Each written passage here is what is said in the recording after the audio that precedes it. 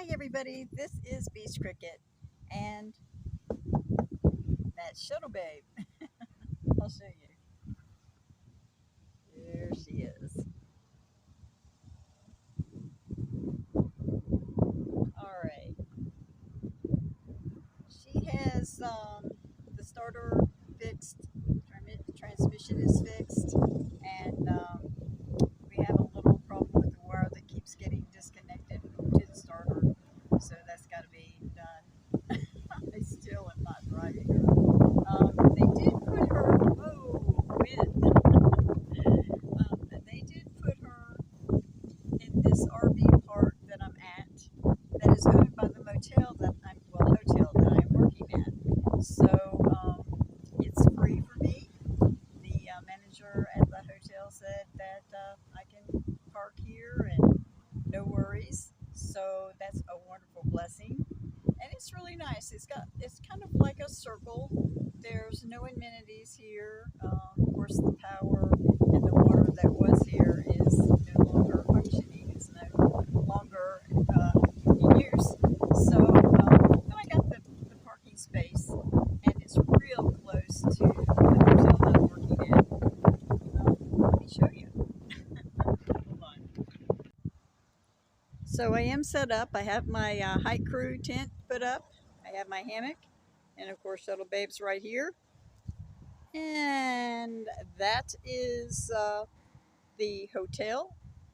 Further up this way is the main office. Let's see if we can walk over here a little bit. Oh, I don't think you can really see it.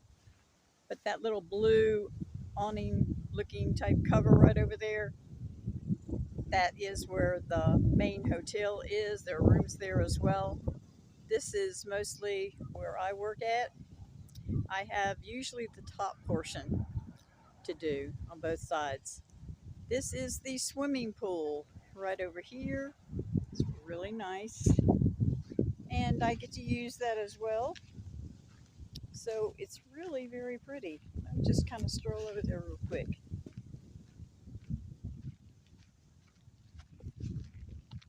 So you can see it's just a short distance to my job.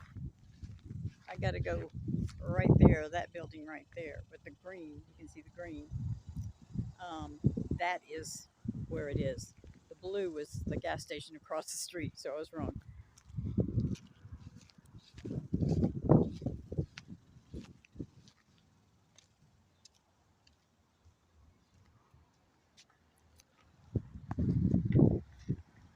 Yeah. The trees around here are so pretty. And I am under 2 pecan trees. But this is the pool.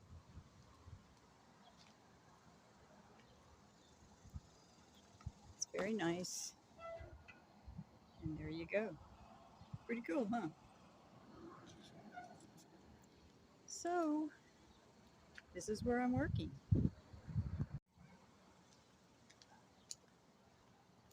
I also can get ice, and I can get water here, and of course I can drop all my trash here, so I don't have to worry about any of that. See, this is the area that used to be the RV park. It's just a big circle, and has this pavilion right here where you can barbecue. And a lot of the guests at the motel, right now we have an influx of highway patrol that are staying.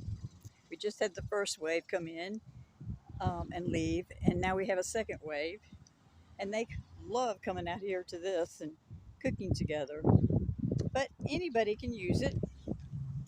And this is what used to be the RV park. So here I am. Beautiful pecan trees. Just gorgeous.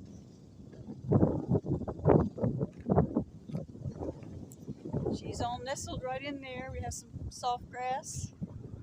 So we're set up really nice. Can't beat that. Now I'll tell you about what's going on with Shuttle Babe and myself. So hang on.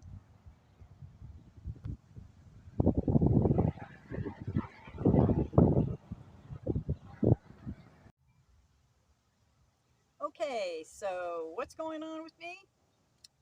Well, John and I didn't make it as a couple, and so we are no longer dating. I'm just gonna leave it at that. No bad juju for anybody. But anyway, I'm happier being single. It's you you at times take a chance. I hadn't dated anybody in 17 years, so this was a huge leap for me to even date anyone. But maybe that was part of the reason too. Nobody isn't at fault. There's variations of different things that don't always work for a couple. You have to work at those things, and if you're both not willing to do that, then that's the way it is. So that's all I'm going to say about that. Back to being single. A very unfortunate thing happened um, while John and I were camping in regards to Roxy. We at this time had got a notification from the repair shop that the bus was ready. So we were about 5 hours away. We were in Corpus Christi State Park, enjoying that area. And so we got in his vehicle and came up here, got the bus, got only 10 miles down the road, and she got hot and stopped. So I pulled her over, and she wouldn't start back up. So that was horrible. At the same time of me going, I can't believe this, $4,400 and you're not fixed. What's wrong? So that was very disheartening. So we went back to the shop and told them, where it was. So they hauled it back in.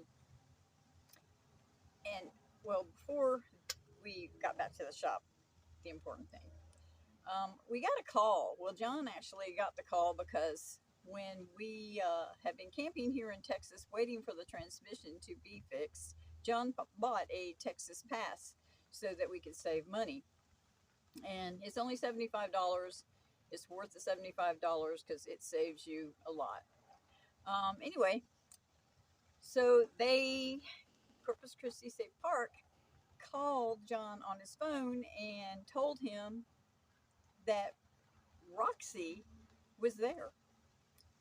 Now I'm already devastated that my bus, I just pulled over in devastation mode, really just high gear upset that the bus is still not fixed after all the time we've been waiting and whatever. And to be broke down on the side of the road again wasn't the best scenario. And then receiving this phone call, I didn't even know what was going on. John was talking. I'm trying to figure out if it's something I can, maneuver, see what's wrong with the bus. And he starts screaming at me and telling me that Roxy, it's raining. Let's move this up a little bit. Oh, we might have to move it even more. Let's go up. Anyway, he's telling me that was them, the state park, and that Roxy was there. And I couldn't believe it. We had driven 5 hours, and she's the one that always burrows in when we drive. She does not like at all. She does not like traveling. She loves when you get there. She loves being there. But as far as when it's time to go to another camp, she freaks out, and I usually have to go chasing her because she knows. We start packing up stuff, and I even put her in first, with her harness and everything. She's chewed them out. She hates being in a vehicle and moving. She doesn't mind being living here, like the stationary. She's cool, but when it moves and it's making that noise, and she shakes the whole time. So John has a window in the back of his Suburban that is broken out, and so we didn't know it, but she jumped out the back window. She burrowed through all the camping stuff that we had, which is normal. for her to hide in there.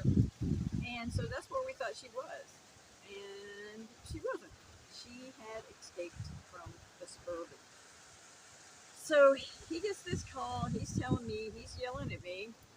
And I'm not going to say what he said. It wasn't very nice, especially when you're stressed and you're upset, and then you're finding out that somebody you love is not with you, you know. And so anyway, I was just trying to grasp that too, and that was really hard. I was just an emotional wreck at that point. And he dials the number and says here, and I'm like, what is this? And he's, I'm just trying just to comprehend everything. And he goes, I called the state park, find out what you find out what they want, what you need to do. And I'm like, I don't even know what to do right now. I'm just shocked. Can you give me a minute here? And the person's yelling, hello, hello. And so I'm like, hello. And anyway, it was a very, very horrific moment for me. And I told the guy, I said, look, I'm broke down again in my shuttle bus that I just picked up from a repair shop. I'm 5 hours away from you. At this point in time, I can't come get her. And I said, is there any way possible that you can try to find a home for her?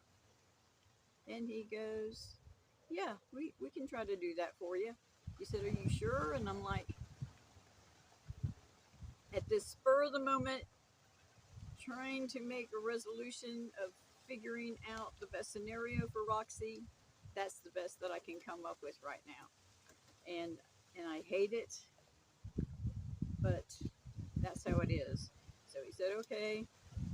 Um, During that time when I don't know why, I guess they might have just at that particular time, an hour or so, excuse me, found her and brought her into the office. Well, they went and got her food and all kinds of stuff, for her. And so she was in the office with them. So, um, so that was the conversation, and I was just in shell shock. I just couldn't believe that it was happening. I couldn't believe that the bus wasn't fixed. I just really felt like it was the worst moment ever. So when I got off the phone with them, I said, let's just go to the repair shop and tell them the bus isn't working. We're going to have to figure out what's going on here. And so, and at this particular time, too, and this is one thing I want to just point out, not not making pointing a finger to John, but when somebody is traveling with you, there is kind of a code, if you will, that when you're traveling together in a group or a caravan or just with another person, you don't leave them. You might all have the GPS, but somebody's rig might have a problem, and if you're just scooting on and got flies flying around here, probably trying to escape from the rain, you don't ever just leave them. Just, well, that's what happened, and that's what happened today. That the transmission also, when it first went out, he he was gone, and he had done that several times. And every time we stopped, I'd tell him, please don't do that. If something happens, sure, we have cell phones, but you might be 15, 20, 30 minutes away because the way you drive so fast. My bus only goes, I don't push it past 65, but the highway here is 80 miles per hour. So he would, go 80. So a lot of times I was left in the dust, when I broke down, sure enough, he was way down the road, and I kept calling him, and my service wasn't good at that point, that spot that I was at where I broke down. Of course, I had that in too. But anyway, so he had to turn around and come back. And then when this happened, when we picked up the bus, he was flying down the road and had to turn around because I was broke down. You don't do that. You look out for each other. It's kind of like a code. You look out for each other. You just don't leave somebody in the dust. Most of us have older rigs out here. Things are going to break. Things are, it's just normal. I mean, wear and tear of anything. So just be considerate of your traveling partners in this situation because it's devastating when you know that they're not near and that you've been left behind and now you're broke down. It's a bad feeling. You're like, really? So please don't do that. Be considerate of your fellow traveler. And Roxy,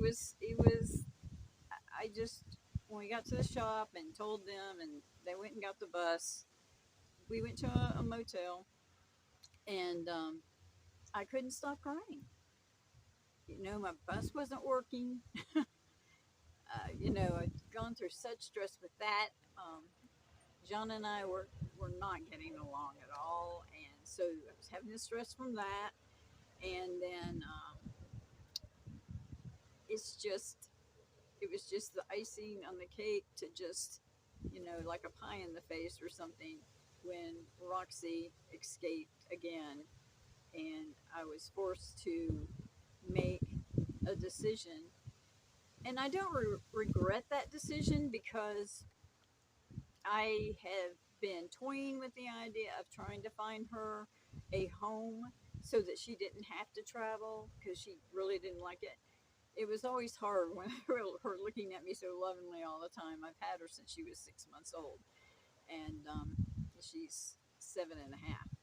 So, you know, she's been part of my family, and I've been toying with the idea of recombing her for her benefit. You know, she's not happy. Every time she will chew out of a harness, she will bolt out the door when I'm opening the driver's door there to go outside to get gas at a gas station. There she is. She's so smart. She waits, and boy, she bolts, and she's almost knocked me over just getting out of the rig. So it's a constant problem, and so it worked out for the best for her, I think. Even though it was devastating to me, I could not stop crying. And I'm just hoping that they did find a home for her. They seem really, really loving kind of people. I mean, they went when they found her. They meet and they kept her in the office. They immediately went and got her food and made sure that she was comfortable there while they tried to locate us. So anyway, Roxy ran away from home.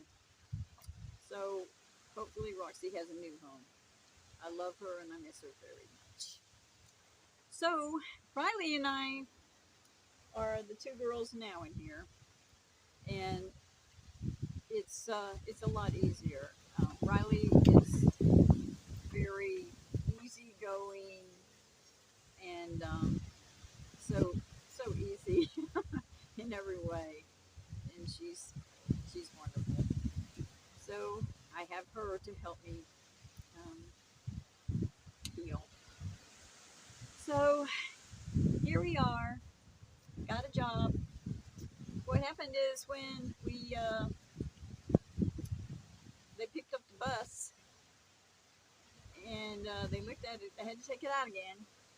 They found out the transmission pump because this was a complete. It was shipped off to South Carolina and completely redone. It had a faulty, excuse me, transmission pump. So they got that and another one, and so the transmission is working perfectly now. And we've rode it around and all that kind of stuff. Right after the starter was put in, the starter went out. You get the transmission pump fixed, and there the starter goes out. The the guy, the owner, goes, "Man, when it rains, it pours, doesn't it?" And I'm like, at this point, nothing surprises me. I mean, it's just been one episode after another of stress and trying to deal with a lot of things. It was really hard, and I made it through. I'm a strong lady, but boy, I tell you what, I was tested on this one. I almost lost it a few times, but I'm sure that um, anybody might have been having a bit of a problem being around me during that time, because it was it was hard to deal with, and you need this is a good time to find out whether or not you have a really good choice, another person for you. Is you can see what they're made of and see if they are caring and loving and supportive.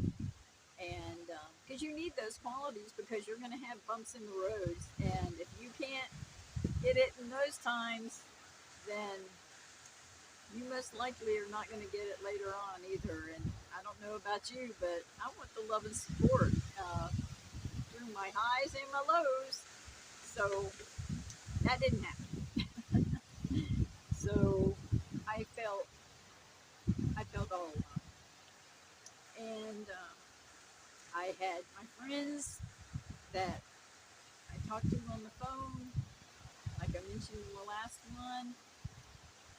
Christina Storage, I talked to her almost every day. She was my sounding block, and we have a thing between us that we honor each other's privacy, and I know that anything that I could ever tell her, that it would be safe and that it would not go any further. That I could truly just be myself and vent to her, and so the process of that was very, very helpful. Thanks again, Christina, and all the others, Sherry, Kevin, there's so many of you that were there for me, and all of you subscribers. Oh my gosh, the help in getting this transmission fixed was huge for me, because I've been in her 3.5 years, and she's my home, and I love her. I've done a lot of work toward her, and I didn't want to lose her. But anyway, so they get that all done, and things at that point between John and I were um, not doing very well at all, and so I won't go into details of all the things that happened. Nobody wants to hear that crap. But anyway, I went to the owner at that time when he was trying to figure out what was wrong with the transmission. I went to him and said, "Hey, is there any way I can stay in my bus um, until she gets fixed? John's going his way, I'm going my way, and I need this, and I can't afford hotel rooms every day."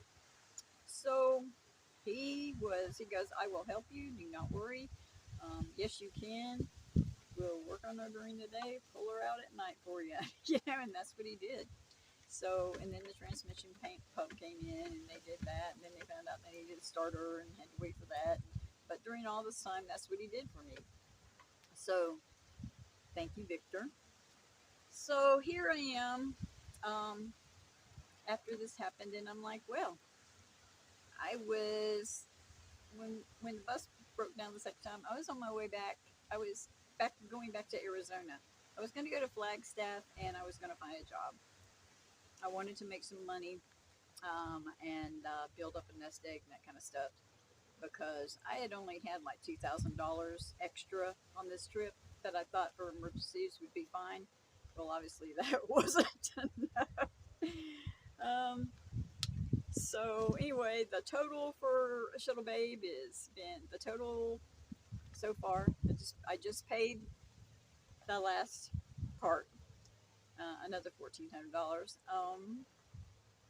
And that was for the pump and other stuff, little things. Anyway, so $5,800 later, she's paid, the bill's paid, and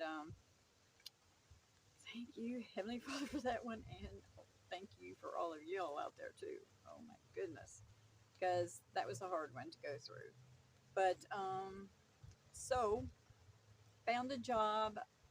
Let's see, it was a couple of days after coming to stay in Shuttle at the repair shop, and I'm like, I need a job, and so the owner goes, well, I know, what do you want to do? And I'm like, I think I want to do housekeeping. I've been watching it every time I go to these motels and stuff. And, you know, you just do your thing. You do your thing and, don't have to deal too much with people. Because right now, I don't think I'd be very good dealing with people. I think I would like a job that I just do my thing and go home and not interact as much. Because I've always been a very positive, upbeat person and always a people person.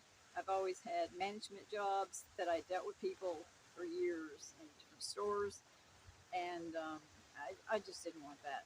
I didn't want that. So I decided on housekeeping. He goes, well, I know, I know a place. They're needing somebody. I'll drive you right over there, and he did. So he drove me over here. This is the Shore Stay Hotel. It's through Best Western, and it happened to be his cousin that manages it. So anyway, he takes me in there, introduces her, and says she needs a job. Hire her. And so we got to talking, and she hired me. And so I've let's see, how long have I been here? I've been here 2 weeks, and it's hard. I never realized how hard a housekeeping job is, but it's labor intensive, very, very hard. You have to pull all the sheets and blankets off, and put new linens back on, cleaning everything inside those hotel rooms. That was a mosquito. Um, it's a lot of work, and usually you only have around 10 rooms to do, but lately we have had an influx of these highway patrolmen coming in here because they're doing some kind of help with the border patrol and whatever. So in this area, so we have a lot more than 10. It's usually at least 12. The other day it was 15 for me. I thought, so that was a long day. Anyway, it's good for me. It's helped me to focus on what I need done, and it's going to be nice having the extra income into, and I'm going to start really putting it all away in my savings. So that's going to be good. I like Texas. This is a small town. It's called Sonora, Texas. Very small. You can walk the town. I mean, everything in here you can. It's that small. You can, but it does have Family Dollar, Dollar General. Hey, doesn't have a Walmart, but it has Dairy Queen, Sonic, Pizza Hut, naming all the food places. It has a really good golf resort here that a lot of people come here for, and it also has Sonora Caverns, and I hear that's just amazing in there. I'm going to go see that one, and we'll be looking out for a video on that one. But anyway, so that's why these motels and hotels around here do so well, because of those two things. So, and it's really right off I-10, so it's real close. So, I like all the perks here with my job. I mean, I get free laundry, free ice, free trash, free water, free lot rent, and I get free breakfast too. I can go in the morning. They have a really nice deal on their breakfast. It's they have a little setup where you can order your breakfast with eggs and stuff. Excuse me. And then omelets, fajita wraps, whatever, you can do that. And they have a cereal area, they have waffle area, and their waffle is in the shape of a Texas. It's in the shape of Texas. So anyway, it's really funny. First time wow, it was really cute. anyway, they have juice and they have yogurt. They have toast and muffins and bagels with cream cheese, all that kind of stuff. That's pretty much, and coffee, of course. And they have tea and hot chocolate and oatmeal. They have a lot there for breakfast. So you have a good wide selection, and they have fresh fruit too. So I get all those perks, and I can swim in the pool anytime I want to. It's great. So I am getting all these amenities and peace of mind all in one swoop, and it sure is a blessing after what I've been through. You know, it's I've never had one thing after another, after another, after another. It seemed like it was never ending, and I was like, oh my gosh, I'm usually such a positive person. This is really weird, wearing me down.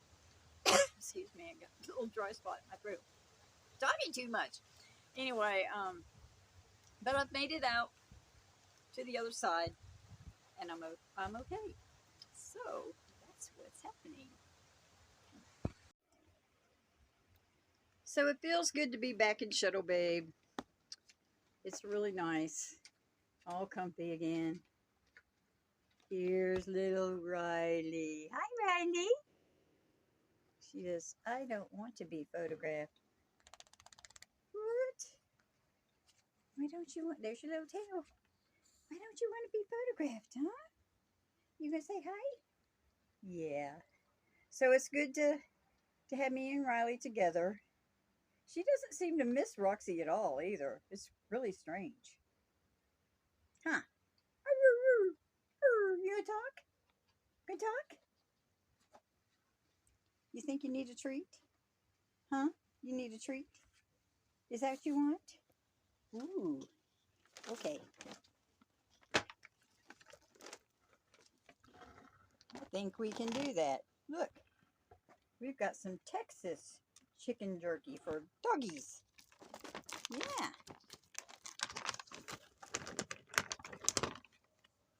How about this? Come on over here. Come on. Come over here. Come on, Randy. All right. You got to show everybody how you know how to sit. Sit. Very good. Paw. Wait a minute. Give me paw. Come on. There we go. Good paw. There you go. All right. Very good girl. Good girl. Good girl, Riley. Now you can enjoy your little treat. So everybody, wake up and live. Have your adventures because it's your life.